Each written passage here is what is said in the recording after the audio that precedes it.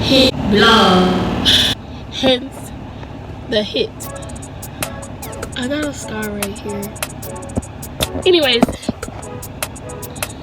I decided that I am going to dye all of my hair brown because I ombre'd exactly a year ago. Well, not exactly a year ago, it's like a year and 3 days now.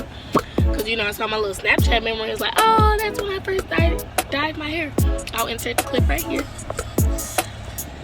And so, I don't know, I was just like, you know what? Like, I actually really like that color on me. And I don't know if it's grown out or, like, whether my hair has, like, fallen out. But it's just not as brown anymore. So, I think it's time for a refresher or whatnot. And so I'm gonna go buy the hair dye right now.